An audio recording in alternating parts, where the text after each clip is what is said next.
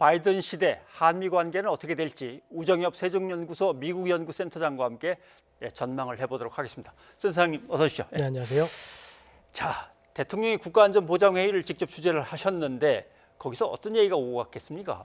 아마도 트럼프 정부 시대와는 전혀 다른 접근을 바이든 정부가 보일 것으로 생각하면서 이제 바이든 정부가 공식적으로 출범을 했으니까 우리 정부의 외교안보 정책을 다시 한번 공식적으로 조정을 하면서 또 어떻게 보면 우리 국민에게는 좀 안심을 주는 그러한 목적이 있었고 또 미국에 대한 정책을 다시 한번 조정해보는 의미가 있었다고 보겠습니다. 네.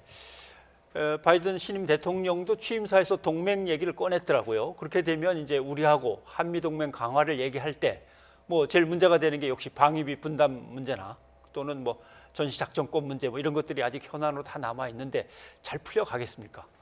트럼프 대통령과 바이든 정부의 아마 가장 큰 차이는 방위비 문제 같은 것은 아마 실무 협상에 남겨두는 차원에 그칠 것으로 보입니다.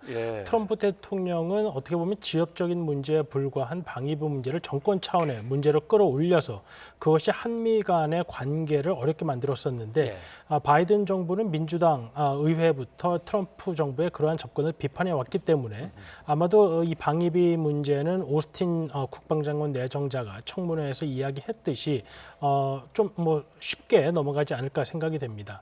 다만 이제 전작권 전환과 같은 부분은 훈련을 통해서 검증을 해야 되는 부분이 있고 트럼프 정부 때와는 달리 바이든 정부는 아마도 실무에서부터 올라오는 의견, 그러니까 군과 국방부의 의견을 중시할 가능성이 높기 때문에 방위비 문제보다는 전작권 전환 문제는 조금 더 시간을 두고 지켜봐야 할 문제가 아닌가 생각이 됩니다. 트럼프 행정부 때도 물론 같은 일을 겪었습니다만은 동맹을 강화하다 보면 결국 가까이 있는 중국하고는 또 우리 사이가 애매해진단 말이죠. 또 경제 문제로 중국하고 멀어지기는 좀 그렇고 결국 미중 관계, 그다음에 한미 관계 이것들이 어떻게 변할지 그 얘기가 이제 제일 중요한 것 같습니다. 미국과 중국 간의 문제는 지금 미국 내에 첨예하게 갈라져 있는 국내 정치적 상황에서도 공화당과 민주당이 거의 유일하게 의견이 일치하는 분야라고 볼 수 있습니다. 토니 블링컨 국무장관 내정자도 청문회에서 트럼프 대통령의 방법론에는 동의하지 않지만 대중국 강경 노선이라는 원칙에는 동의한다고 하면서 그러한 측면에서는 트럼프 대통령을 칭찬하기까지 했습니다. 그렇기 때문에 바이든 정부에서도 대중국 강경 노선을 계속해서 견지할 것이라는 건 알 수 있을 것 같고요. 그다음에 그러한 대중국 강경 노선을 위해서 동맹이라는 구조를 이용할 것이 이제 분명해 보이는데 그러한 차원에서 앞으로 우리에게 어떠한 요구를 하게 될지 또 그것이 우리와 중국 간의 관계에는 어떠한 영향을 미치게 될지 우리가 좀 많이 살펴보고 또 우리가 요구할 것은 요구해야 되지 않을까 생각이 됩니다. 미중 관계가 뭐 나빠지든 좋아지든 간에 우리는 가만 놔뒀으면 좋겠는데 가만히 있는 우리에게도 중국하고 어떤 관계를 유지하라든가 뭐 이렇게 자꾸 압박이 들어오니까 곤란했었는데 트럼프 대통령이 떠나면 괜찮을 듯 했는데 바이든 식대로 또 그런 게 있겠다 그 말씀이겠군요. 임기 초반 이제 바이든 정부는 이 반중국 연합전선을 구축하는데 많은 힘을 쏟을 것으로 생각이 됩니다. 특히 이제 바이든 정부가 미국 국내적으로 매우 우호적이지 못한 정치 환경을 맡고 있는데 의회에서 이 중국 문제는 공화당으로부터 지지를 받고 있기 때문에 아마도 이 문제를 우선적으로 치고 나갈 가능성이 있습니다. 특히 공화당으로부터 지지를 이끌어내고 다른 문제에서도 공화당의 의견을 좀 수그러뜨리기 위해서는 공화당으로부터도 지지받는 그런 의제를 설정을 해야 되는데 그 의제가 바로 중국 문제라는 것이죠. 알겠습니다. 그리고 문 대통령은 이제 축하 인사를 건네면서 빠른 시일 안에 좀 한번 만납시다라는 얘기를 건넸습니다. 한미 정상회담 얘기가 이제 나오는 것 같은데 잘 이루어질까요? 우리는 뭐 미국의 주요 동맹국이기 때문에 미국의 새 대통령이 취임을 하게 되면 우리 대통령과의 정상회담은 비교적 빠른 시간 안에 잡곤 했습니다. 근데 지금 미국이 이제 코로나로 인해서 매우 피해가 큰 상황이고 그리고 바이든 대통령이 임기 초반 민주주의 국가들의 정상회의를 열겠다고 했습니다. 그것은 다시 말해서 반중국 연합전선을 구축하는 데 힘을 쏟겠다는 얘기인데 아마도 이 정상회담들을 단순히 단순한 정상회담으로 그치지 않고 반중국 연합전선을 구축하는 메시지를 전달하고자 한다면 미국과 대중국 노선을 가장 같이 하려는 국가들부터 바이든 대통령이 예. 정상회담을 하려고 할 가능성은 있어 보입니다. 네.